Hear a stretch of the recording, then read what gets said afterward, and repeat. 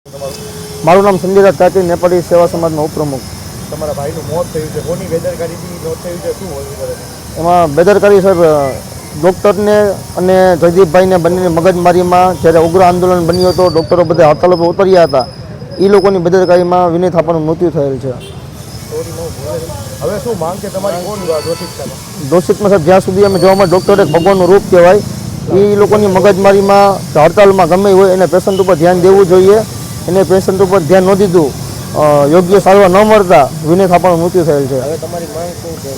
અમારી માંગમાં હવે અમારા સિનિયર ડૉક્ટરો મેડિકલ વિભાગ તપાસ કરે, ડૉક્ટર ઉપર, એના રિપોર્ટ ઉપર, એની ટ્રીટમેન્ટ ઉપર યોગ્ય તપાસ કરી અને સમાજને જવાબ આપે અને એની ઉપર તપાસ કરી એની ઉપર કાર્યવાહીની એક્શન લે.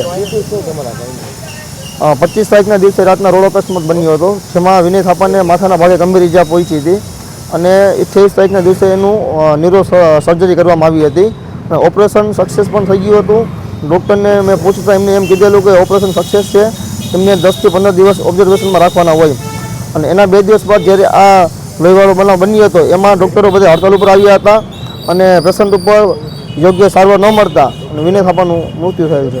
ડૉક્ટરને બેદરકારી જાણો છો, માર મારવામાં ડૉક્ટરનું નામ શું? ડૉક્ટરનું નામ એમનું પાર્થ પંડ્યા હતું, જેમને એમનું ઓપરેશન કર્યું હતું અને એના વિભાગના એ મેન હતા.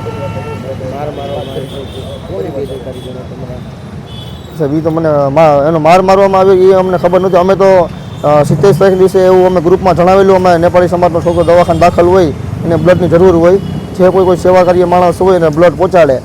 જયદીપભાઈ ચાવડાકન જે એમને બ્લડ દેવા આવ્યા હતા, એમને અને ડૉક્ટર પાર્થ વચ્ચે બંનેને બોલાચાલી થઈ હોય. બોલાચાલીમાં ઉગ્ર બેને મગજમારીને મારામારીનો બનાવ બન્યો હોય, એ પછી આ બધો બનાવ બન્યો હતો.